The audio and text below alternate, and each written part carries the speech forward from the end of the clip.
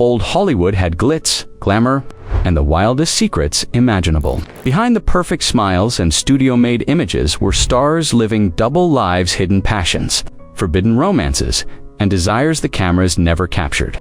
These weren't just icons, they were rebels of love. And their real stories are far messier, darker, and more shocking than Hollywood ever wanted you to know. William N., Hollywood's first openly gay rebel. William N. wasn't just a movie star. He was a scandal wrapped in charm. At a time when homosexuality meant instant career death, N refused to hide. He lived openly with his partner Jimmy Shields, while MGM begged him to enter a fake marriage.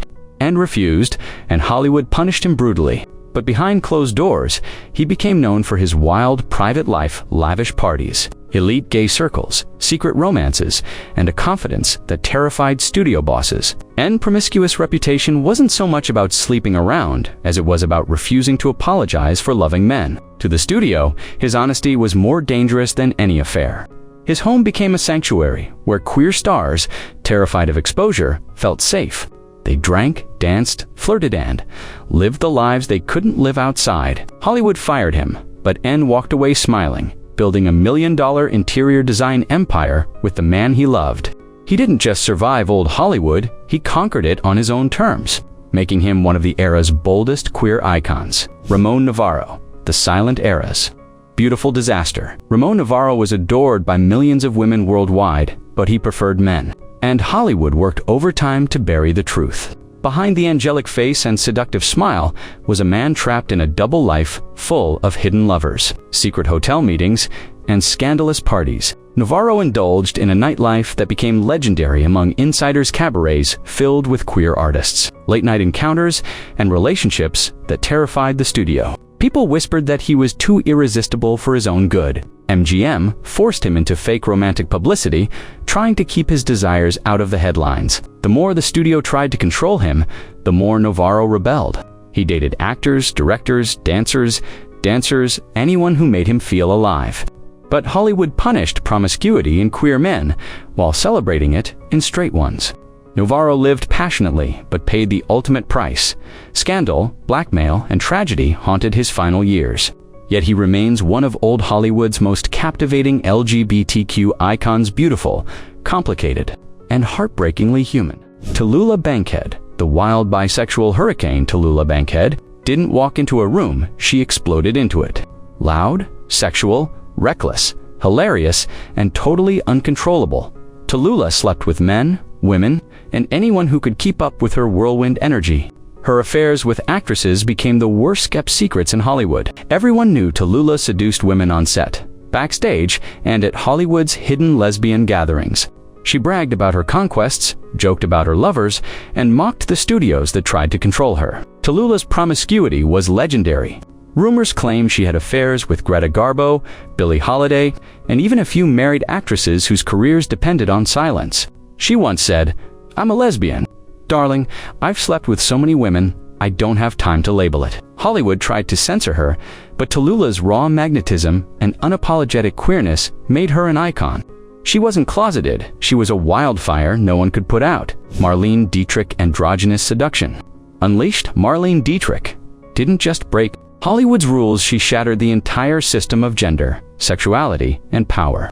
When she walked into a room, people didn't stare, they froze. Dietrich carried a kind of sexual authority that no man or woman of her era could match. Her androgyny wasn't a fashion choice, it was a weapon. She seduced powerful men, glamorous women, royalty, writers, socialites, and even other Hollywood stars forbidden to love publicly. Her rumored lovers included Mercedes D'Acosta, Frédéric Beer, Claudette Colbert, and even whispers of Greta Garbo, Silentira goddesses circling each other in the shadows. Dietrich cruised Paris nightclubs in a tuxedo, kissed women on stage in front of gasping crowds, and held secret rendezvous in luxury hotels across Europe and Hollywood. Her private life was a labyrinth of secret letters, coded telegrams, and midnight visitors slipping through back doors. Hollywood studios tried to control her sexuality, she laughed. They tried to limit her gender expression, she wore a tuxedo and lit a cigar. Dietrich didn't merely cross gender lines, she erased the entire map. Her bisexuality wasn't subtle, quiet, or ashamed, was explosive, fearless, and legendary. She didn't have lovers, she collected them, and everyone who entered her orbit left marked by the magnetic force of her seduction. George Cukor, the hidden king of Hollywood's wildest queer parties. George Cukor directed some of Hollywood's most elegant films, but his real legacy lived behind the locked doors of his mansion. Saturday nights at Cukor's estate were mythic, the most secretive, glamorous, and taboo queer parties in Golden Age Hollywood. Handsome young actors, closeted leading men, dancers, drag performers, writers, producers, European aristocrats, Cukor gathered them all in a sanctuary where sexuality flowed freely and reputations dissolved. It was a private world where Hollywood royalty flirted with danger and desire. Cukor had lovers, many of them, but more importantly, he built a network, a hidden queer empire. Stars came to him for refuge, companionship, connection, and sometimes for romance. His home was rumored to be the unofficial headquarters of Hollywood's underground, gay community. Some nights were soft and intimate. Others were wild, midnight swims, whispered confessions, drunken serenades, and affairs that would have destroyed careers if leaked. Everyone who entered his gates lived a double life, and Cukor was the silent king orchestrating it all. Studios tolerated him only because his films were brilliant. Privately, they feared the power he held. He knew every secret, every lover, every hidden identity. Greta Garbo, the ice queen with a fire hidden beneath the silence. Greta Garbo lived in silence, but her private life burned with intensity. The public saw her as mysterious, distant, untouchable.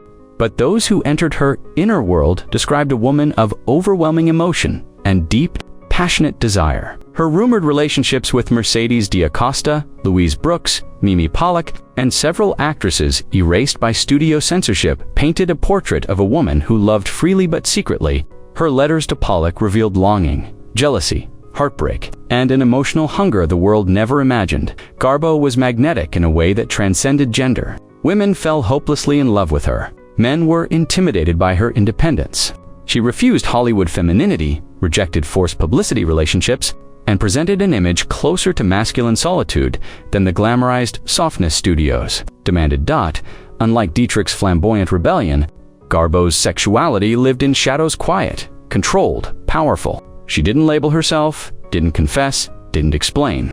She hid nothing, but she revealed nothing. And that mystery made her one of the most fascinating queer figures in cinematic history. Anna May Wang, forbidden desire in a world that tried to silence her. Anna May Wang lived through racism, fetishization, and constant typecasting, yet privately. She tasted a freedom Hollywood would never permit her to show. Her rumored affairs with European actresses, Parisian dancers, Berlin cabaret performers, and avant-garde artists painted the portrait of a woman whose desire transcended borders. Traveling through Shanghai, Paris, and London, Wang crafted a secret life filled with romance, queer friendships, coded letters, and lovers she had to protect fiercely. As a queer woman of color in early Hollywood, she bore the triple weight of racism, homophobia, and sexism. Her love life became an act of rebellion. Hollywood forced her into dragon lady stereotypes. Privately, she formed a world where she chose who she loved, women who adored her strength, elegance, and the vulnerability she hid from the cameras. Her sexuality was fluid, bold, and tied to her fight for identity. Wang didn't just survive Hollywood, she carved out forbidden pockets of joy inside it. Rock Hudson, forbidden desire behind the perfect American image. Before Rock Hudson became a tragic icon of the AIDS era, he lived a double life crafted by studio manipulation and filled with hidden passion. Hollywood manufactured him as the ultimate straight, masculine dreamboat, but behind the scenes, he chased love with a hunger that bordered on desperation. Secret lovers slipped in and out of his beach house at odd hours. Friends described intense romances, wild nights, dangerous encounters, and an emotional vulnerability Hollywood would never let him show. He balanced fake relationships with actresses and a secret life with the men he truly loved. Hudson's sexuality wasn't the scandal, it was the way studios erased, controlled, and punished it. He lived intensely because he never felt safe. Every kiss, every date, every romance existed under threat. Anthony Perkins, a heart torn between desire and terror, Anthony Perkins was a man who lived in quiet emotional earthquakes. Every choice he made, every kiss, every confession, every desire was filtered through the terror that Hollywood had built inside him. He wasn't just cautious, he was trained to hide. The studios polished his image so aggressively that even the slightest rumor about his sexuality could have ended his career overnight. And Perkins knew it. He felt it in his bones. His relationships with men, most famously Tab Hunter, but also several actors, dancers, and writers, were intense in ways that bordered on desperate. Love, for Perkins, wasn't gentle. It was survival. When he liked someone, he clung to them as if the world might collapse before morning. Secrecy wrapped around every interaction. Every date required planning. Every touch could become a headline. Every moment of affection felt stolen, and all of that pressure made his romantic life messy, electrifying, and emotionally exhausting. Perkins could be tender one moment, cold the next, then suddenly passionate in ways that shocked the people close to him. He loved deeply, but always with the fear that someone was watching, someone listening, someone ready to ruin everything. He longed to be honest. He longed to stop pretending. He longed to simply exist. But Hollywood kept him in a role he didn't choose, and Perkins learned to perform that role even in his private life. His desire was real, but so was his terror. And that painful contradiction defined not only his romances, but his entire legacy. Tab Hunter, the heartthrob who lived two lives at once. Tab Hunter was the golden boy America was told to worship. Blonde, tanned, athletic, the image of a perfect, straight, leading man. But behind all that perfection lived a man who was constantly running from the studios, from rumors, from photographers, from the life that was forced onto him. His romance with Anthony Perkins was a storm, passionate, jealous, competitive, and shadowed by the fear that any slip could destroy them both. Hunter's public life was micromanaged by studio executives. Every date with a woman was staged, every interview rehearsed, every rumor scrubbed before it grew too loud. But when night fell, Tab slipped into a world that felt alive. Queer bars, hidden behind unmarked doors. Secret house parties filled with actors Hollywood pretended didn't exist. Late-night encounters that felt dangerous but liberating. He was drawn to men who understood the double life. Dancers, athletes, and rising actors who shared the same fear he lived with. Some connections were brief, wild, and reckless. Others were tender and heartbreakingly sincere. But none of them could ever be acknowledged. The pressure to stay silent created a hunger for intimacy that never felt fully satisfied. His life wasn't chaotic because he was gay. His life was chaotic because an entire industry spent millions crafting a version of him that wasn't real. And Tab lived trapped between the man he had to be for Hollywood and the man he desperately wanted to be for himself. The golden age of Hollywood crafted legends, polished, censored, controlled. But the real people behind those perfect smiles were fighting battles no studio would ever allow the world to see. Their desires were labeled dangerous, their relationships forbidden, and their identities treated like scandals waiting to explode. Yet they lived, loved, and resisted anyway. These stars were more than icons. They were survivors of a system designed to silence them. Their secret romances and hidden struggles didn't make them controversial. They made them human. And today, their stories finally step out of the shadows, reminding us that truth can shine even brighter than fame.